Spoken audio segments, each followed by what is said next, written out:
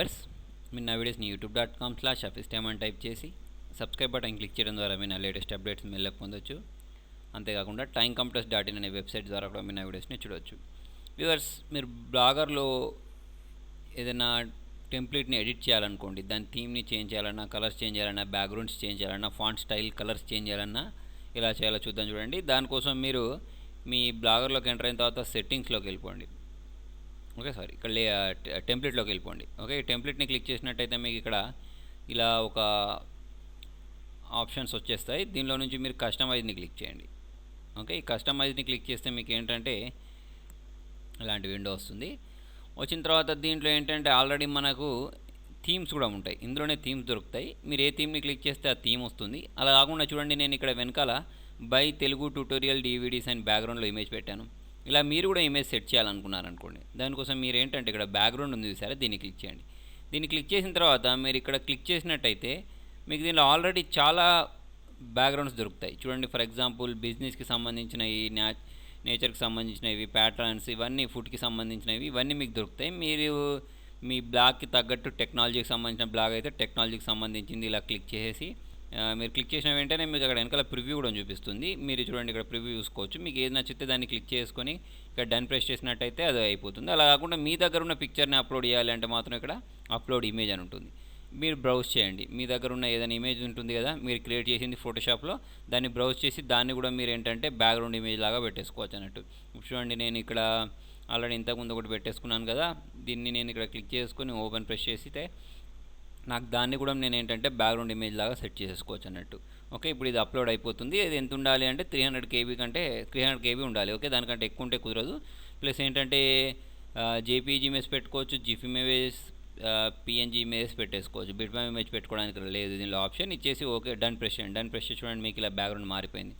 Okay, ఇది వచ్చేసింది. Okay, తర్వాత వచ్చేసి అడ్జస్ట్మెంట్స్ ఎందుకు అంటే చూడండి, మీరు బ్లాగర్ టెంప్లెట్ చూసినట్టయితే ఇక్కడ మీకు లేఅవుట్ ఉంది. ఈ లేఅవుట్లో ఇటు సైడ్ లెఫ్ట్ సైడ్ ఒకటే ఇది ఉంది. అంటే మీరు ఏమైనా యాడ్స్ పెట్టాలన్నా, ఏం పెట్టాలన్నా ఓన్లీ లెఫ్ట్ సైడ్ వచ్చేలాగానే ఉంది. అలా కాకుండా మీరు దాన్ని లేఅవుట్ని చేంజ్ చేయాలనుకోండి, ఇక్కడ లేఅవుట్ని క్లిక్ చేసి చూడండి, మీకు ఇక్కడ ఇది ఓన్లీ లెఫ్ట్ సైడ్ మాత్రమే లేఅవుట్ ఉంది. మీరు అలా కాకుండా 2 sides కావాలనుకోండి, ఇక్కడ క్లిక్ చేస్తే మీకు ఏంటంటే ఈ 2 sides వచ్చేది అప్లై అయిపోతుంది అన్నట్టు. అంటే మీకు లెఫ్ట్ సైడ్ ఏమో లెఫ్ట్ సైడ్, రైట్ సైడ్, రెండు సైడ్లో ఇలా రావడానికి ఇది చూస్తుంది. చూడండి, మీరు ఇక్కడ ఓన్లీ టాప్ బాటమ్ ఉండాలి అంటే అలాంటిది పెట్టేసుకోవచ్చు. ఇక్కడ టూ అంటే లెఫ్ట్ సైడ్ 1, రైట్ సైడ్ 2 వచ్చేలాగా ఉండాలి అంటే ఇలా కూడా పెట్టేసుకోవచ్చు. ఇలా మీరు ఏ స్టైల్ పెట్టేసుకుంటే చూడండి, మీకు ఇక్కడ అది అప్లై అయిపోతుంది. ఓకే, ఇప్పుడు చూడండి, నేను ఇక్కడ దీన్ని ప్రెస్ చేస్తాను, ఒకటి ఏం లేకుండా దీన్ని ప్రెస్ చేస్తే మీరు ఇక్కడ లేఅవుట్ చూడవచ్చు. ఇవన్నీ హైడ్ అయిపోతాయి. చూడండి, పైన కింద మాత్రమే ఉన్నాయి, లెఫ్ట్కి రైట్కి ఏం లేవు. ఓకే, మీరు ఇప్పుడు ఇది పెట్టేసుకున్నట్టయితే లెఫ్ట్కి రైట్కి పెట్టేద్దాం.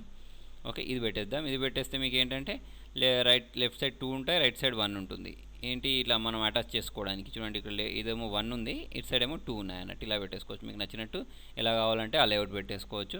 తర్వాత వచ్చేసి మీరు ఇది పెట్టేసుకున్న తర్వాత దీని విడ్త్ని కూడా ఇక్కడ మీరు చేంజ్ చేసుకోవచ్చు. చూడండి, ఇక్కడ అడ్జస్ట్ విడ్త్స్ అని చూసారా, ఇది తీసేసుకొని ఇప్పుడు చూడండి, మీకు సెంటర్లో ఉన్నది కొంచెం పెద్దగా ఉండాలనుకోండి. చూడండి, ఎంటైర్ బ్లాగ్ని మీరు మొత్తం ఫిట్ ఎలాగా చేసుకోవాలి అంటే చూడండి, ఇక్కడ మీరు జరుపుతూ ఉంటుంది ఫిట్ ఎలాగా చేసుకోవచ్చు. ఓన్లీ రైట్ సైడ్ మాత్రం పిక్సెల్స్ పెంచాలి అంటే రైట్ సైడ్ది పెంచుకోవచ్చు, తగ్గించుకోవచ్చు. ఓకేనా, మీకు ఎలా కావాలంటే అడ్జస్ట్ చేసేసుకోవచ్చు. తర్వాత ఇక్కడ చూడండి, అడ్వాన్స్డ్ అని ఉంది. దీన్ని క్లిక్ చేసినట్టయితే మీరు ఒకవేళ పేజ్ టెక్స్ట్ అంటే మీరు ఇక్కడ టెక్స్ట్ ఉంది కదా, ఈ టెక్స్ట్ స్టైల్స్ చేంజ్ చేయాలన్నా చూడండి, ఇక్కడ మీరు క్లిక్ చేసినప్పుడల్లా ఈ టెక్స్ట్ అనేది డైరెక్ట్ చేంజ్ అయిపోతుంది. ఒక టైమ్స్ న్యూ రోమన్ కావాలంటే ఇదంతా టైమ్స్ న్యూ రోమన్లోకి మారిపోతుంది. అలా మీకు ఎలా కావాలంటే అలా చూడండి, కమింగ్ సూన్ కర్సివ్ రైటింగ్లో కావాలంటే కర్సివ్ రైటింగ్లోకి, ఎలా కావాలంటే అలా చేంజ్ చేసుకోవచ్చు. ఓకే, అంతేకాకుండా మీకు ఇక్కడ దాన్ని వచ్చేదంతా ఇలా రావాలి, బోల్డ్లో రావాలా, ఇటాలిక్లో రావాలా, ఎలా కావాలంటే అలా కూడా మీరు సెట్ చేసుకోవచ్చు. చూడండి, ఇక్కడ క్లిక్ చేసుకొని బోల్డ్ అంటే బోల్డ్లో వస్తుంది, అంత ఇటాలిక్ అంటే ఇటాలిక్లోకి వస్తుంది. సైజ్ పెంచాలంటే ఫాంట్ సైజ్ కూడా పెంచేసుకోవచ్చు. ఓకేనా, టెక్స్ట్ కలర్ ఉంది చూసారా, ఇక్కడ ఈ కలర్ కూడా మనం అప్లై చేసుకోవచ్చు. మీరు టైప్ చేసే అంతా ఏ కలర్లో రావాలి, బ్లూ అంటే చూడండి అంత బ్లూ కలర్లోకి మారిపోయింది. అలా మీరు ఏ కలర్ కావాలంటే ఆ కలర్ కూడా సెట్ చేసేసుకోవచ్చు ఇక్కడ. ఓకే, తర్వాత వచ్చేసి కలర్ ఇక్కడ మనం ఇక్కడ చూడండి, ఇక్కడ క్లిక్ చేసినా కూడా మనకి ఇక్కడ కలర్స్ ఉన్నాయి. ఓకే, సజెస్టెడ్ కలర్స్ కూడా ఉన్నాయి. ఓకే, మీరు ఎలా కావాలంటే అలా ఇది యూజ్ చేసుకోవచ్చు. తర్వాత బ్యాక్గ్రౌండ్స్ని క్లిక్ చేసి మీరు ఇక్కడ కలర్ క్లిక్ చేసినట్టయితే మీకు దాని బ్యాక్గ్రౌండ్ కలర్ అనేది చేంజ్ అయిపోతూ ఉంటుంది. ఓకేనా, చూడండి, మీకు ఇక్కడ చూసినట్టయితే ఇక్కడ మొబైల్లో దీని వెనకాల బ్యాక్గ్రౌండ్ కలర్ చూసారా, మీరు ఎలా కావాలంటే అలాంటి కలర్ ఇట్లా అప్లై చేసుకోవచ్చు. ఇది వచ్చేసి ఏంటంటే హెడర్ బ్యాక్గ్రౌండ్, పైన హెడ్డింగ్ ది బ్యాక్గ్రౌండ్, ఇదేమో అవుటర్ బ్యాక్గ్రౌండ్, ఇదేమో పోస్ట్ బ్యాక్గ్రౌండ్. అంటే మనం టైప్ చేసిన పోస్ట్ ఉంటుంది కదా, ఆ పోస్ట్ యొక్క బ్యాక్గ్రౌండ్ ఎట్లా కావాలంటే ఆ కలర్లో మనం ఇక్కడ సెట్ చేసుకోవచ్చు. ఓకేనా, తర్వాత వచ్చేసి లింక్స్ క్లిక్ చేసినప్పుడు ఆ కలర్ ఎలా ఉండాలి చూడండి. మీకు ఇక్కడ ఆల్రెడీ ఈ డాట్ తోటి సెలెక్ట్ అయిపోతుంది. ఈ సెలెక్ట్ అయిన తర్వాత దాని ప్రకారం మనం అప్లై చేసుకోవచ్చు. లింక్స్ కలర్ ఎలా కావాలంటే అలా కలర్స్ పెట్టేసుకోవచ్చు. తర్వాత బ్లాగ్ టైటిల్ ఉంటుందిగా, దీనిది ఎలా ఉండాలి, ఇంపాక్ట్లో ఉండాలి, తర్వాత వచ్చేసి ఏ కలర్లో ఉండాలి అనేది కూడా నేను ఇక్కడ సెట్ చేసేసుకోవచ్చు.